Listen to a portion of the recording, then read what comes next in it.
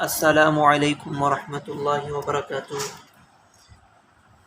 عزیز طالبات، اللہ تعالیٰ کی ذات سے امید ہے آپ سب خیر و عافیت کے ساتھ ہوں گے، اور آپ نے گزشتہ سبق تفسیر مستقل حدیث کا سماعت کر لیا ہوگا اور ذہن نشین بھی کر لیا ہوگا۔ آج ہم اپنی کتاب کا چھٹا سبق پڑھنے جا رہے ہیں، اور آج ہم اپنے سبق کا آغاز فصل ثانی کی بحث ثانی ہے، جس کو فصل ثانی تقسیم خبر آحاد دو ابحاث پر مشتمل تھی۔ آج ہم دوسری بحث پڑھیں گے، اور وہ ہے خبر آحاد کی تقسیم قوت و ضعف کے اعتبار سے۔ خبر آحاد کی تقسیم کیا ہے؟ دو اقسام ہیں، وہ آج ہم انشاءاللہ العزیز اس کا آغاز کرنے جا رہے ہیں۔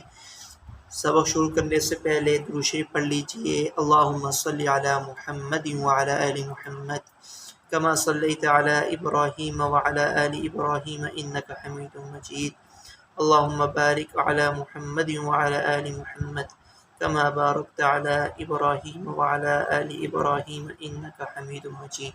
صفحہ نکال لیجئے تاکہ ہم سبق کا آغاز کریں۔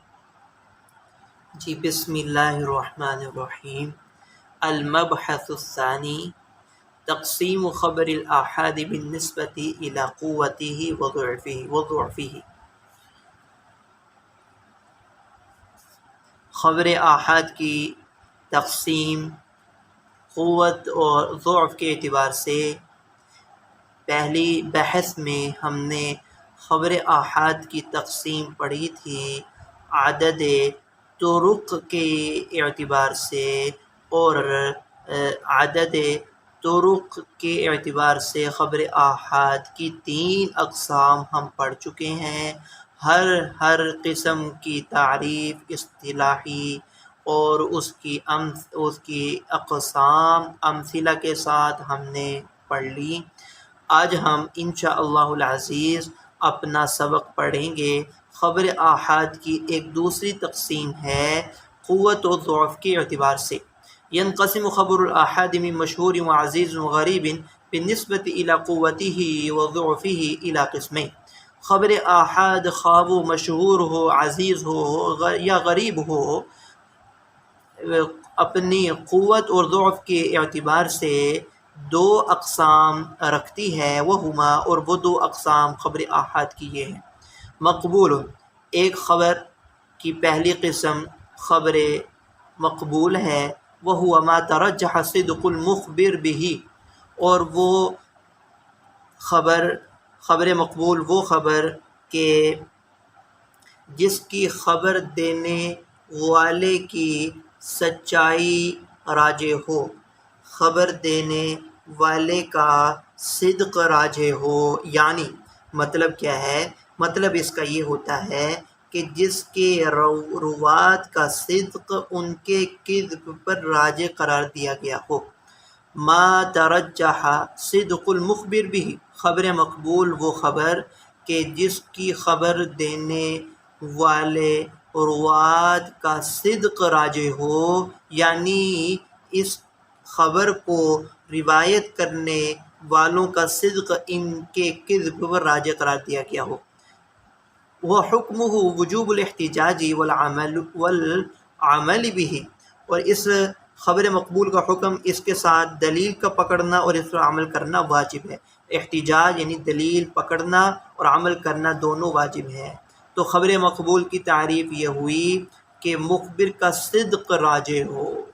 وہ خبر مقبول وہ خبر کہ خبر دینے والے کا صدق راجح ہو، یعنی کہ جس کے روایت کرنے والوں کا صدق ان کے کذب پر راجح قرار دیا گیا۔ مردود وہو ما لم یترجح صدق المخبر به، خبر مردود وہ ہے کہ جس کی خبر دینے والے کا صدق راجح نہ ہو، یعنی کہ روات کا صدق ان کے کذب پر راجح قرار نہ دیا گیا ہو۔ اس کا خبر مردود کا حکم اللہ یحتج به ولا یجب العمل به، اس پر عمل کرنا بھی واجب نہیں، اور یہ قابل استدلال و قابل احتجاج بھی نہیں۔ وَلِكُلٍّ مِّنَ الْمَقْبُولِ وَالْمَرْدُودِ أَقْسَامٌ وَتَفَاصِيلٌ، خبر مقبول اور مردود میں سے ہر ایک کی اقسام ہیں جو انشاءاللہ العزیز ہم ذکر کریں گے اور پڑھیں گے. وَسَأَذْكُرُهَا فی مطلبین مستقلین انشاءاللہ، اور ہم ان خبر مقبول و مردود کی تفصیل اور اقسام دو مستقل مطلب میں، یعنی پہلا مطلب اول اور دوسرا مطلب ثانی، اس کو ہم انشاءاللہ العزیز ذکر کریں گے. اگلا صفحہ نکال لیجئے تاکہ ہم خبر مقبول کو پڑھیں. المطلب الاول الخبر المقبول، مطلب اول خبر مقبول میں ہے. وفیہ مقصدان، اور اس میں دو مقصد ہیں. المقصد الاول اقسام المقبول، مقصد اول میں مقبول کی اقسام کا ذکر ہے. والمقصد الثانی تقسیم المقبول الی معمول به وغیر معمول به، اور مقصد ثانی میں مقبول کی آگے تقسیم ہے، مقبول کی معمول بھی غیر معمول بھی کے اعتبار سے تقسیم کا بیان ہے. ہم مقصد اول مقبول کی اقسام پڑھ رہے ہیں آگے. المقصد الاول، مقصد اول اقسام المقبول، مقبول کی اقسام. یقسم الخبر المقبول بالنسبة إلى تفاوت مراتبه إلى قسمين رئیسین، اور خبر مقبول کو دو بنیادی اقسام میں تقسیم کیا جاتا ہے تفاوت مراتب کا اعتبار کرتے ہوئے. مراتب کے مختلف اور متفاوت ہونے کے اعتبار سے خبر مقبول کو دو بنیادی اقسام میں تقسیم کیا جاتا ہے. صحیح و حسن، مراتب کے تفاوت ہونے کے اعتبار سے خبر مقبول کو دو بنیادی اقسام میں تقسیم کیا گیا، اور وہ دو بنیادی اقسام بنتی ہیں صحیح اور حسن. وکل منہما یقسم الی قسمین، اور پھر ان دونوں میں سے ہر ایک کو آگے مزید دو اقسام میں تقسیم کیا جاتا ہے، اور وہ دو اقسام ذیلی اقسام ہیں، وہ بنیادی اقسام نہیں ہیں. اور وہ اس صحیح کی دو اقسام صحیح لذاتی ہی صحیح لغیری، اور حسن کی ذیلی اقسام ہیں حسن لذاتی ہی حسن لغیری، ہما لذاتی ہی و لغیری.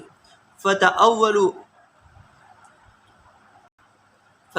اقسام المقبول فی النہایۃ الی اربعۃ اقسام، تو انجام کار مقبول کی آخر کار چار اقسام ہو گئیں. چار اقسام خبر مقبول کی کیسے ہوئیں، اور وہ نام یہ ذکر ہیں: صحیح لذاتہ صحیح لغیرہ، حسن لذاتہ حسن لغیرہ. وإلیک البحث فی هذه الاقسام تفصیلا، اور آپ کے سامنے ان اقسام کی بحث تفصیلا آ رہی ہے. الصحیح، آج ہم صحیح کی تعریف اور اس کی صحیح کی تعریف کی تشریح ہم انشاءاللہ العزیز آج ہم پڑھیں گے، اور اسی طرح صحیح کی جو شرائط ہیں وہ بھی ہم دیکھیں گے. بسم اللہ الرحمن الرحیم. ابھی تک ہم نے جو پڑھا اس کا خلاصہ پہلے سماعت کر لیں تاکہ آگے ہمارے لیے پڑھنا آسان ہو. میں ربط کے ساتھ آگے چلنا چاہ رہا ہوں کہ خبر آحاد کی تقسیم فصل ثانی میں مصنف نے خبر آحاد کی تقسیم بیان کی، اور اس کو دو مختلف بحثوں میں ذکر کیا. بحث اول میں المبحث الاول میں مصنف نے خبر آحاد کی تقسیم کی عدد روات کے اعتبار سے. المبحث الاول میں مصنف نے خبر آحاد کی تقسیم کی عدد روات کے اعتبار سے، اور وہ تین اقسام: خبر مشہور، خبر عزیز، خبر غریب. مشہور، عزیز، غریب. المبحث الثانی میں مصنف نے خبر آحاد کی تقسیم، دوسری تقسیم ہے جو خبر آحاد کی تقسیم کی ہے، قوت و ضعف کے اعتبار سے، اور پھر اس کو مصنف نے دو اقسام بیان کی. ایک خبر مقبول جس کو المطلب الاول میں ذکر کریں گے، اور دوسری قسم خبر مردود جس کو المطلب الثانی میں ذکر کریں گے۔ پھر خبر مقبول 4 اقسام پر منحصر ہے۔ خبر مقبول کی پہلی قسم صحیح لذاتی، دوسری قسم صحیح لغیری، تیسری قسم حسن لذاتی، چوتھی قسم حسن لغیری۔ آج ہم خبر مقبول کی پہلی قسم الصحیح، اس کو تعریف اور شرح تعریف کے ساتھ اور شرائط اور امثلہ کے ساتھ دیکھیں گے۔ جی، الصحیح تعریف لغتاً، الصحیح ضد السقیم، لغوی اعتبار سے صحیح یہ سقیم کی ضد ہے، یعنی کہ بیمار کی ضد ہے۔ وہو حقیقۃ فی الاجسام مجاز فی الحدیث، اور یہ صحیح کا جو لفظ ہے یہ اجسام میں تو حقیقت ہے، لفظ کا معنی موضوع لہو میں استعمال ہونا حقیقت ہے، لفظ کا معنی موضوع لہو میں استعمال ہونا حقیقت ہے، غیر معنی موضوع لہو میں استعمال ہونا مجاز ہے۔ تو فرما رہے ہیں کہ صحیح لفظ صحیح کا کسی جسم کے حوالے سے اس کی نسبت کرنا تو حقیقت ہے، لیکن حدیث میں اس کو صحیح کسی حدیث کو کہنا یہ تو مجاز ہے۔ وسائر فی الحدیث وسائر المعانی، اصطلاحی تعریف بیان کر رہے ہیں خبر صحیح کی، حدیث صحیح کی متصل سندہ بنقل العدل الضابط عن مثلہ الى منتہاہ من غیر شذوذ ولا علت، کہ خبر حدیث صحیح وہ جس کی سند متصل ہو۔ پہلی شرط تو یہ ہو گئی متصل سندہ، کہ جس کی سند متصل ہو، کسی راوی کا انقطاع نہ ہو۔ دوسری شرط بنقل العدل الضابط عن مثلہ الی منتہاہ، کہ تمام کے تمام راوی عادل بھی ہوں، کامل ضبط بھی ہوں۔ عن مثلہ الی منتہاہ، اس میں اشارہ ہے کہ تمام کے تمام راوی، نقل اوپر سے لے کر نیچے تک، عن مثلہ الی منتہاہ یعنی کہ ابتدا سے انتہا تک راوی عادل بھی ہوں، کامل ضبط بھی ہوں، عادل بھی ہوں، کامل ضبط بھی ہوں۔ 3 شرطیں۔ چوتھی شرط من غیر شذوذ، کہ وہ حدیث صحیح وہ شاذ نہ ہو اور نہ ہی کوئی علت موجود ہو۔ یہ آگے ساری شاذ کی تعریف بھی آئے گی اور معلول کی بھی تعریف آگے آئے گی۔ شاذ اس حدیث کو کہتے ہیں کہ جس حدیث کا راوی ثقہ ہو اور وہ مخالفت کرے ثقہ روات کی، یعنی جس حدیث کا راوی تنہا ہو اور وہ ثقہ روات کی جماعت کی مخالفت کرتا ہو، تو حدیث صحیح وہ ہے جس میں شذوذ بھی نہ ہو اور علت بھی نہ ہو۔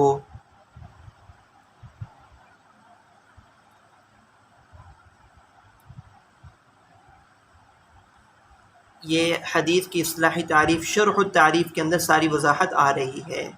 اشتمل التعریف السابق على امور یجب توفرها حتى يكون الحديث صحیحا، یہ سابقہ تعریف چند امور پر مشتمل ہے جن کا پایا جانا کامل طور پر واجب اور ضروری ہے، چند امور کا، تاکہ وہ حدیث صحیح ہو جائے۔ اور وہ امور یہ ہیں، پہلا امر اتصال السند، جس کو میں نے ذکر کیا متصل سندہ، کہ اتصال سند معناہ ان کل راو من رواته قد اخذه مباشرة عمن فوقه من اول السند الى منتهى۔ خلاصہ اس اتصال سند کا یہ ہے کہ راوی ابتدا سے انتہا تک اپنے استاد سے بذات خود حدیث نقل کرنے والا ہو۔ دوبارہ سن لیں، تعریف اتصال سند کا مطلب یہ ہے کہ ہر ایک راوی ابتدا سے لے کر انتہائی سند تک بذات خود اپنے شیخ اور استاد سے وہ حدیث لینے والا ہو، یہ اتصال سند۔ ان کل راو من رواتی، روات میں سے ہر راوی وہ مباشرتاً یعنی فزیکلی وہ اپنے استاد اور شیخ سے بذات خود لے اول سند سے الی انتہائی سند تک یہی روات کا سلسلہ چلے، ابتدائی سند سے انتہائی سند تک ہر ایک راوی بذات خود اپنے شیخ سے حدیث لینے والا ہو۔ عدالت الروات، روات کا عادل ہونا، عدالت الروات یہ دوسرا امر ہے، دوسری شرط ہے صحیح کی، صحیح لذاتہ کی۔ عدالت الروات یعنی ان کل راوین من رواتی اتصف بکون مسلما بالغا عاقلا غیر فاسق وغیر مخروم المروءہ، کہ ہر ایک راوی روات میں سے کہ وہ ان صفات کے متصف ہو، مسلمان بھی ہو، عاقل بالغ بھی ہو، فاسق بھی نہ ہو، اور نہ وہ مروت سے محروم ہو، اور نہ ہی وہ مروت سے محروم ہو، وغیر محروم المروءتی، اور نہ ہی مروت سے وہ محروم ہو۔ یہ ہے عدالت الروات کا مطلب، کہ ہر راوی وہ مسلمان ہو، عاقل ہو، بالغ ہو، فاسق نہ ہو۔ یہ ہے عدالت کی تعریف، عدالت الروات کا مطلب۔ دو شرائط ہو گئی۔ تیسرا امر ہے ضبط الروات، روات کا ضبط، ان کل راو من رواتی کان تام الضبط، کہ ہر ایک راوی وہ کامل الضبط ہو۔ ضبط کی دو قسموں نے بیان کی، ضبط اما ضبط صدر و اما ضبط کتاب، یا تو ضبط صدر ہو یا ضبط کتاب ہو، یا تو اس کو حدیث زبانی یاد ہو، اس کے سینے میں محفوظ ہو، یا کتاب میں محفوظ ہو۔ محفوظ ہونے کی دو صورتیں، یا کتاب میں یا سینوں میں وہ حدیث محفوظ ہو۔ یہ ہے ضبط الروات، روات کا ضبط ہونا، ہر ایک راوی وہ کامل الضبط ہو۔ چوتھا امر ہے عدم الشذوذ، ای اللہ یکون الحدیث شاذا، کہ وہ حدیث شاذ نہ ہو، اور شذوذ یہ ہوتا ہے کہ ثقہ راوی اپنے سے زیادہ ثقہ روات کی مخالفت کرتا ہو، جیسا کہ میں نے ابھی آپ کو بتایا۔ حدیث شاذ وہ حدیث کہلاتی ہے کہ جس میں ایک راوی ثقہ اپنے سے زیادہ روات ثقہ روات جماعت کی مخالفت کرتا ہو۔ عدم العلہ، علت کا نہ ہونا، ای اللہ یکون الحدیث معلولا، حدیث وہ معلول بھی نہ ہو، اور علت وہ سبب مخفی ہے، خفی، والعلت سبب غامض خفی یقدح فی صحت الحدیث، کہ وہ ایسا مخفی سبب کہلاتا ہے جو صحت حدیث میں اثر انداز ہو اور نقص پیدا کر دے، یعنی کہ وہ محدثین کو وہ سبب مخفی سمجھ آتا ہو، ہر آدمی کو سمجھ نہ آتا ہو، جس سے حدیث کی صحت میں نقصان پیدا ہو جاتا ہو، مع ان الظاہر السلامت منہ، بظاہر وہ سلامت ہو۔ شروط ہو، اس کی شرائط، اس کی تعریف کے اندر ہی یہ 4-5 شرائط آپ کے سامنے آ جاتی ہیں۔ اسی کو مصنف بیان کر رہے ہیں۔ یتبین من شرح التعریف ان شروط الصحیح التي یجب توفرها، کہ صحیح لذاتہ کی شرائط جن کا پورا ہونا واجب ہے، حتی یکون الحدیث صحیحا، تاکہ حدیث صحیح ہو جائے۔ 5 یتبین من شرح التعریف، کہ تعریف کی تشریح سے واضح ہو جاتا ہے، واضح اور ظاہر ہو جاتا ہے کہ صحیح کی شرائط 5 ہیں۔ ان شروط الصحیح، یہ ان حروف مشبہ بالفعل، یہ خبر ہے 5، وہی اتصال السند، سند کا متصل ہونا، عدالت الروات، روات کا عادل ہونا، مسلمان ہونا، عاقل ہونا، بالغ ہونا، اور اسی طرح فاسق نہ ہونا۔ عدالت الروات دوسری شرط، ضبط الروات، روات کا ضبط ہونا، ضابط ہونا، عدم العلہ، عدم الشذوذ۔ فإذا اختل شرط واحد من هذه الشروط ال5 فلا يسمى الحديث حينئذ صحيح، اور اگر ان شرائط میں سے کسی ایک شرط میں بھی خلل آ جائے تو اس حدیث کو اس وقت صحیح نہیں کہیں گے۔ مثالہ ما اخرجہ البخاری فی صحیحہ، امام بخاری نے اپنی کتاب صحیح بخاری کے اندر جو تخریج کی ہے حدیث، وہ یہ حدیث مثال ہے خبر حدیث صحیح لذاتی۔ حدثنا عبداللہ بن یوسف قال اخبرنا مالک عن ابن شہاب عن محمد بن جبیر بن مطعم عن نبی قال سمعت رسول اللہ صلی اللہ علیہ وسلم قرأ فی المغرب بالطور فهذا الحدیث صحیح، تو فرمایا کہ یہ حدیث صحیح ہے۔ کیوں؟ لأن سندہ متصل، سند متصل ہے، اول سے انتہا تک ہر ایک راوی نے اپنے شیخ سے بذات خود حدیث نقل کی ہے۔ دوسری شرط اذ ان کل راوی من رواتی سمعوا من شیخی، یہ مطلب ہے سند کا متصل ہونا، یہ ذکر کیا ہر ایک نے اپنے شیخ سے حدیث بذات خود سنی ہے۔ وَأَمَّا عَنَانَةُ مالک وابن شہاب وابن جریر فمحمولۃ علی الاتصال، اور بہرحال مالک ابن شہاب اور ابن جبیر کا جو عنعنہ سے نقل کرنا، معنن ہونا، یہ بھی اتصال پر ہی محمول ہے، لأنہم غیر مدلسین، کیونکہ یہ مدلس نہیں ہیں، وَلِأَنَّ رُوَاتَهُ عَدُولٌ ضَابِطُونَ وَهَذِهِ أَوْصَافُهُمْ عِنْدَ عُلَمَاءِ الْجَرْحِ وَالتَّعْدِيلِ، اور یہ تمام کے تمام روات عادل بھی ہیں، کامل ضبط بھی ہیں، اور یہی ان کی صفات بیان ہوئی ہیں، علماء جرح و تعدیل نے بیان کی ہیں۔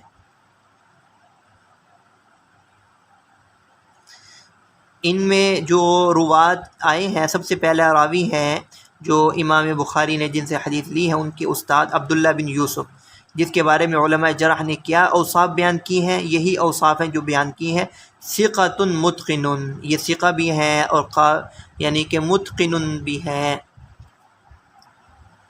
مالک بن انس امام حافظ، مالک بن انس امام بھی ہیں، حافظ بھی ہیں۔ حافظ کی تعریف آپ نے تعریفات اولیت ابتدائی اصطلاحی تعریفات کے اندر پڑھا ہوگا کہ حافظ کس محدث کو کہتے ہیں، جس کو کتنا ذخیرہ احادیث زبانی یاد ہوتا ہے۔ ابن شہاب الزہری اس کے بارے میں جو علماء جرح فرماتے ہیں، فقیہ حافظ متفق علی جلالتہ و اتقانہ، اس کے تقوی پر اور اس کی پرہیزگاری پر متفق ہیں۔ محمد بن جبیر ثقۃ، جبیر بن مطعم صحابی، یہ صحابی رسول ہیں جو کہ بالاتفاق عادل ہیں اور عدول ہیں۔ وَلِأَنَّهُ غَيْرُ شَاذٍ إِذْ لَمْ يُعَارِضْهُ مَا هُوَ أَقْوَى مِنْهُ وَلِأَنَّهُ لَيْسَ فِيهِ عِلَّةٌ مِنْ عِلَلٍ، کہ اس میں کوئی علت موجود نہیں ہے، علل بھی کوئی موجود نہیں اور شاذ بھی نہیں ہے، کیونکہ کوئی معارض اس سے زیادہ قوی حدیث کا کوئی موجود نہیں۔ خبر صحیح کا حکم، آج ہم نے خبر صحیح کی تعریف اصطلاحی، اس کی تعریف کی تشریح، شرائط، امثلہ میں یہ حدیث جو امام بخاری نے اپنے صحیح بخاری میں ذکر کی۔ اگلا حکم ہے حکمہ وجوب العمل به باجماع اہل الحدیث، اہل حدیث کے اجماع کے ساتھ، محدثین کے اجماع کے ساتھ اس حدیث پر، خبر صحیح پر عمل کرنا واجب ہے۔ ومن يعتد به من الاصولیین والفقہاء فهو حجة من حجج الشرع لا يسع المسلم ترک العمل به، کہ کسی مسلمان کے لیے اس حدیث صحیح کا عمل کو ترک کرنے کی گنجائش نہیں ہے۔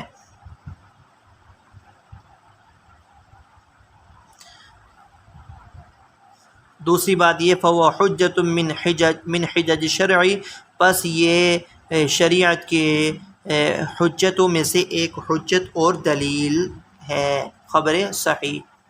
یہاں تک آج ہمارا سبق ہے، مکمل ہوا۔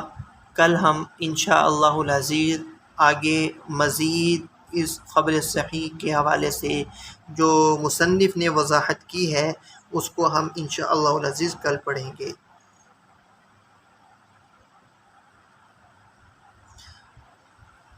السلام علیکم ورحمۃ اللہ وبرکاتہ۔